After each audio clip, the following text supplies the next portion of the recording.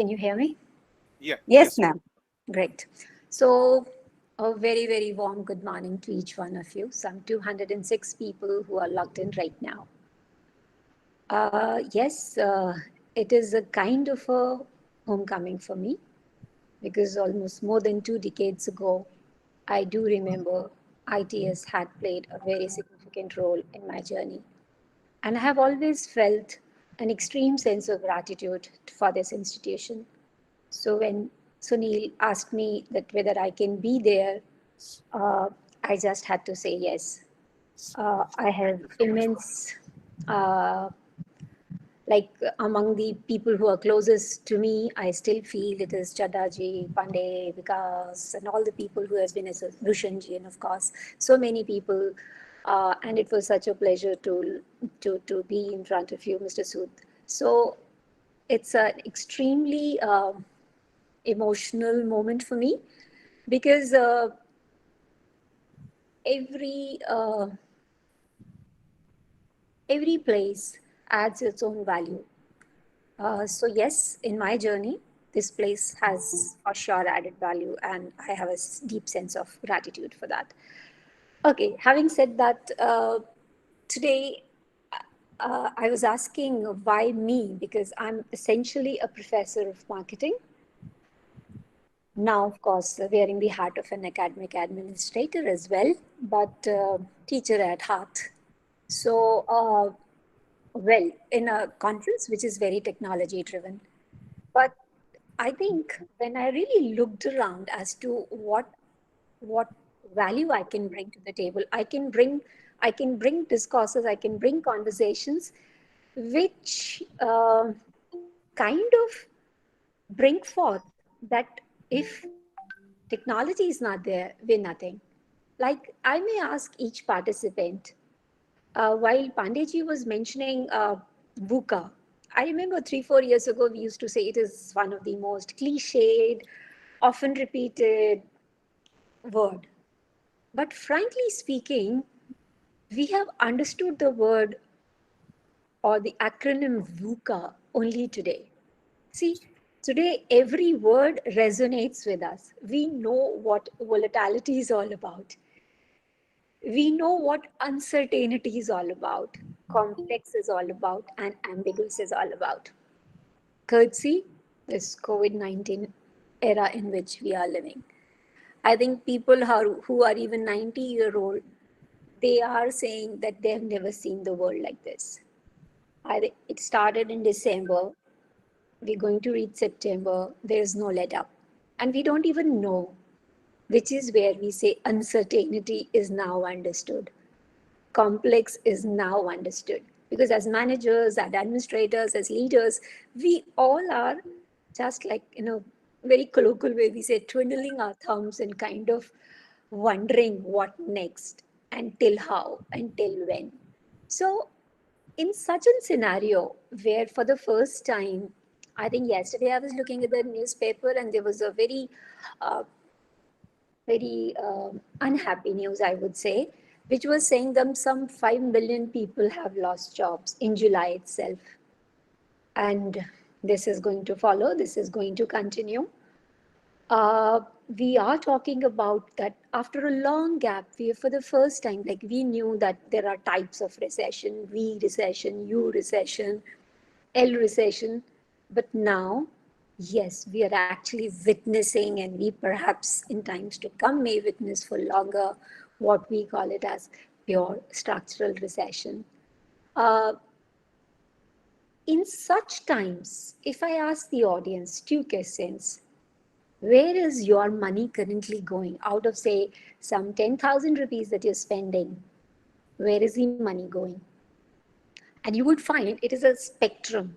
At one end, you have bare essentials of life, like grains, cereals, food, all about agrarian products.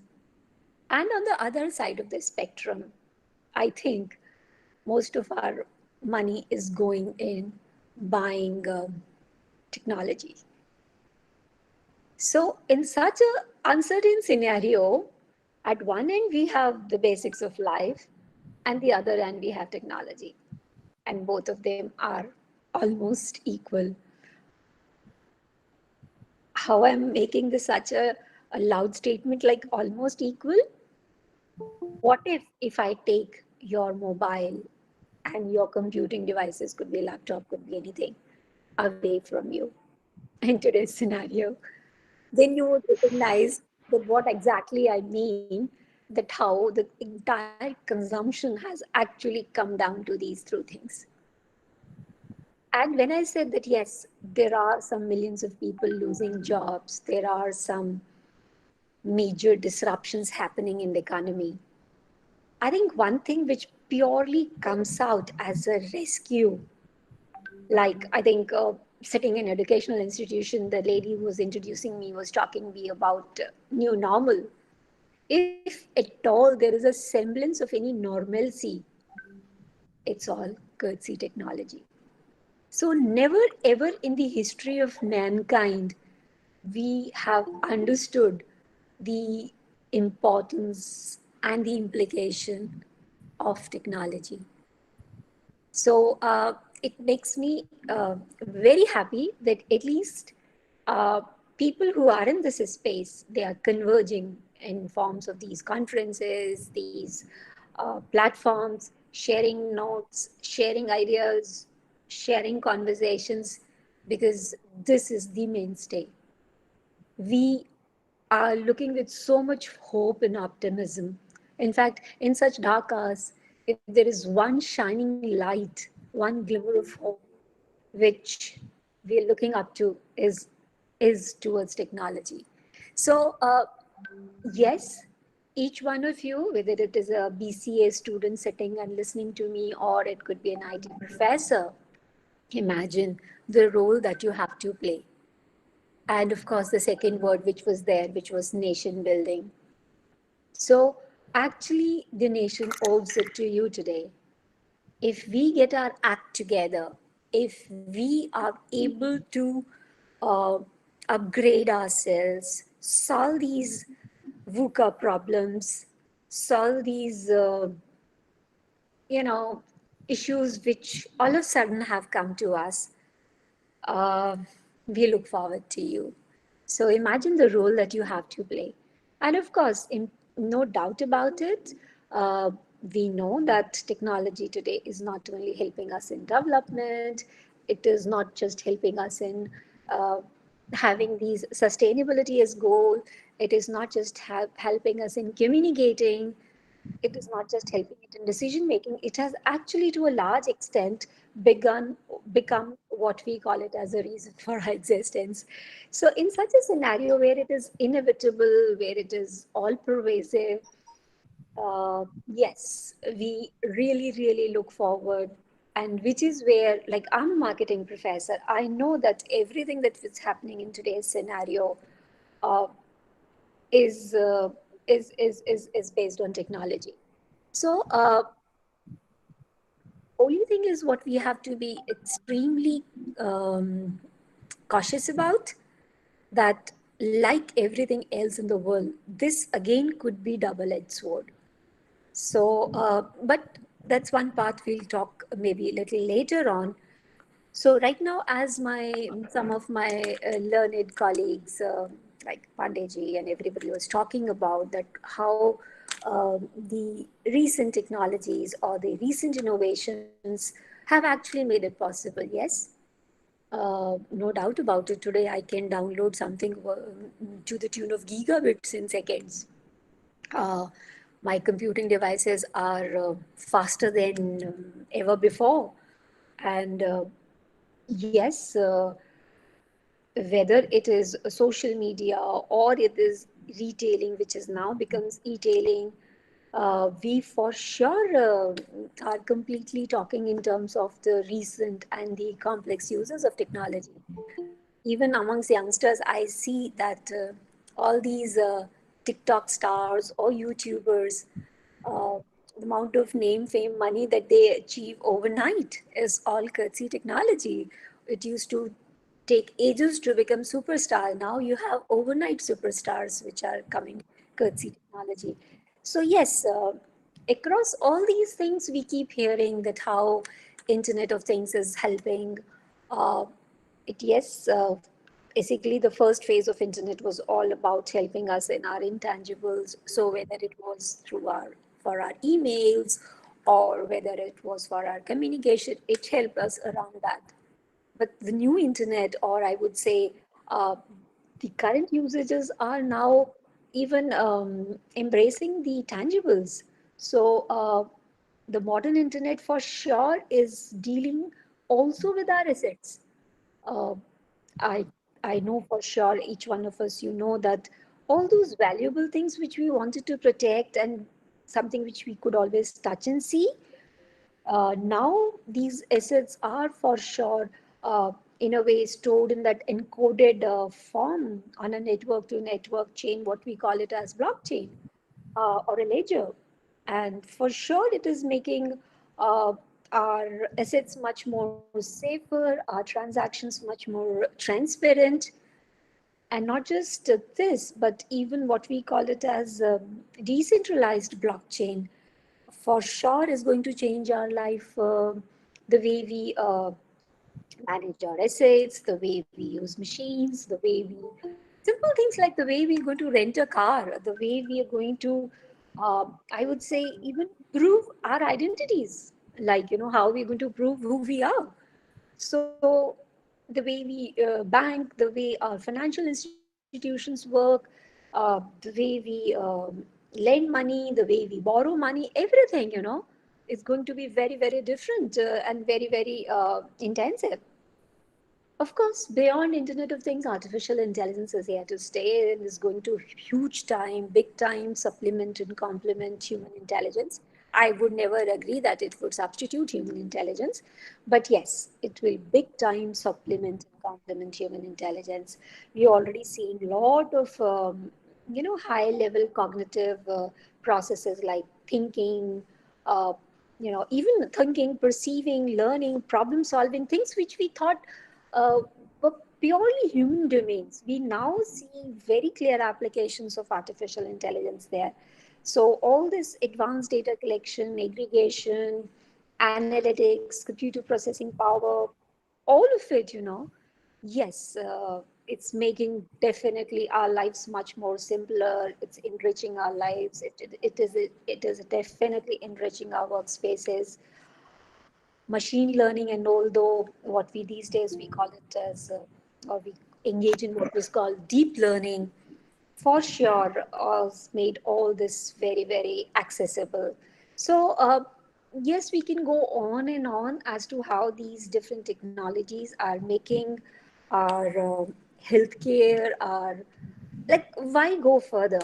Like, if I can, and since most of the people who are listening to me are youngsters, if I ask you, one of the most, I would say, like, I'm a marketing, so most of my examples are going to be from that domain. Like, if you see, one of the most awaited event was who would become the principal sponsor or the main sponsor for IPL. And did you notice all three companies? So whether it was the final company who got the award, which was Dream 11, but I think the one other two who had put in the bids were edutech companies like Byju's and an academy. So where are the Pepsis and the ITCs of the world?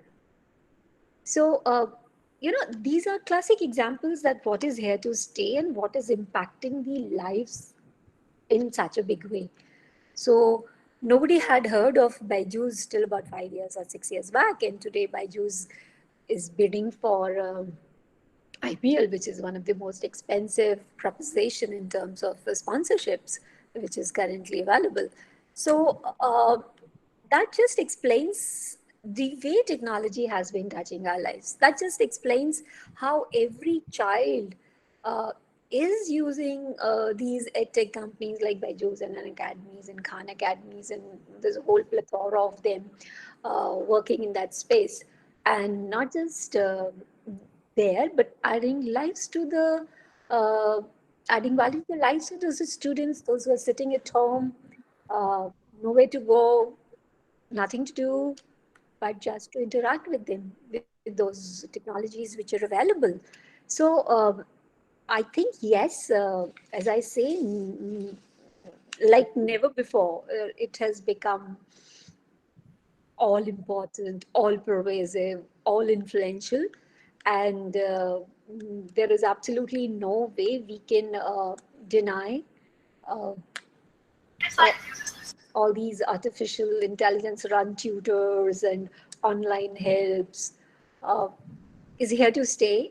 The current generation for sure is learning very differently. Remember, in our times, our mother used to teach us how to cook, but today, whether it is tying the shoelaces or cooking in the kitchen, everything is actually available in form of a hack. And the children are not looking at parents or any other help, but just googling their stuff. So uh,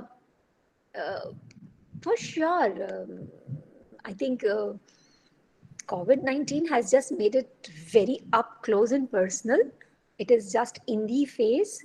So every now and then we do keep hearing that the kind of projections which are coming based on all these technologies. Everybody, like today, the $1 billion question is when will the vaccine come and how long will this last? And in both these answers, technology is playing such a sizable role. So uh, all the vaccine experts, they're completely dependent on new age technologies, as on the biochemistries and the biochemicals. And also, when will this finish? Everybody is applying all kinds of statistical and technological tool to come up with some kind of projection as to when the humanity will get rid of it. So, needless to say, and not just that, I think the way the doctors are treating, the way teachers are teaching, like I can take the case of my institution, which is IIM Bodh Gaya. Uh, Actually, frankly, to certain extent, we have evaded the impact of COVID to, and we have kind of established a new normal. So I guess our admissions were dot on time, courtesy technology. We started exactly the classes on the same date as we would have started earlier last year. Our classes are exactly going as per the schedule. Our exams are happening as per the schedule. And nobody else than technology to complement and pay respect for. So whether it is proctored exams or whether it is online platforms, we've done recruitment, we've done everything which is people can think of in an educational institution, and nothing has stopped. And I can imagine if you just take away the technology part of it, then everything would have come to a standstill. So today, if we can make a tall claim that in spite of a pandemic, we are actually operating with exactly the same deadlines, and not even a day of shift has happened, uh, all courtesy technology. So my example or my institution example is just an illustration that how going forward, even now and going forward, the only assistance or only solace or only thing on which we can bank on is technology. And yes, having said that, I often uh, I often hear this a statement that is it the same as brick and mortar? Well, especially since we are in a tertiary education space and we are in a different kind of pedagogical tools that we use, which is case based. For sure, I would say that uh, we would prefer a brick and mortar touch and feel also. So for sure, there is absolutely no way technology can substitute the real life classroom experience.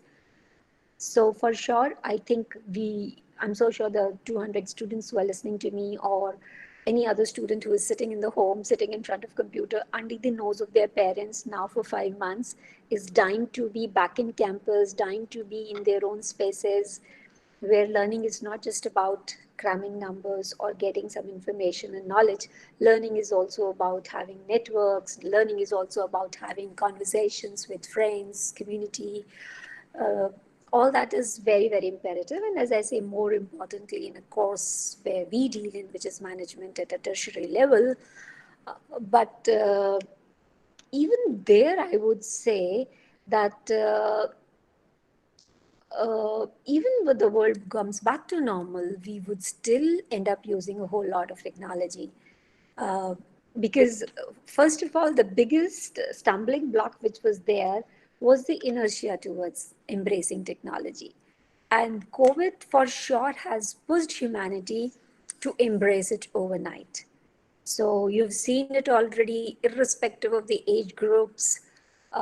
Everybody is there on using technology, whether it is to purchase groceries through online, or making financial transactions, having certificate, like we don't store, like today in the morning my PGP or my MBA office was asking, ma'am, should we do away with all the physical filing? I said yes, this is the time for us to completely graduate to digital formats.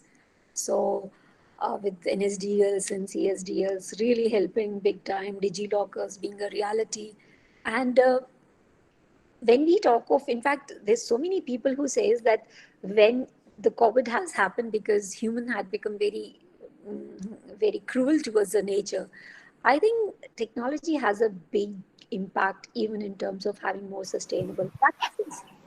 So all the digitalization, imagine the amount of trees which we would save in terms, and amount of land which would not be converted into high-rise buildings because of less usage of office spaces and less storage spaces and so on and so forth.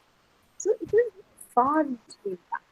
Amount of, and it's such a heartening note, that when I see that IoTs and AIs are helping farmers finally. So, which is where that technology would have a huge impact, even in terms of development, which is very sustainable. So, it is not just entertainment and communication. It is about a greener planet, a cleaner planet, a sustainable planet, something far better that we would leave for our generations. And I think uh, 10 years down the line, in so many ways, we would, to a certain extent, thank COVID and its pandemic uh, for helping us march much more faster towards what technology has to offer in making our lives uh, much better. And as I said, that even campuses like ours, for sure, we will not completely abandon everything which this phenomena has given, and especially in geographically challenged locations. I think this is a very beautiful way where we leverage it and we would have favorite available to us. So, without really thinking the advantages which comes from it. So, as I see, uh, as always, whether it is education in pharma, cities, edtech, agriculture, medical, I think it's all pervasive. And once again, I think I must compliment each and every student who's sitting there, that they are in so many ways the warriors which are helping the world by upgrading, by making robots clean up houses, by having connected devices, by having so many different manifestations of IoTs and AI in machine learning. So a big thanks is due to all of you. We just hope that you would continue uh, to serve towards the nation, because I think yesterday, day before yesterday, one of my friends expressed his opinion that अपना काम अपना देते रहो.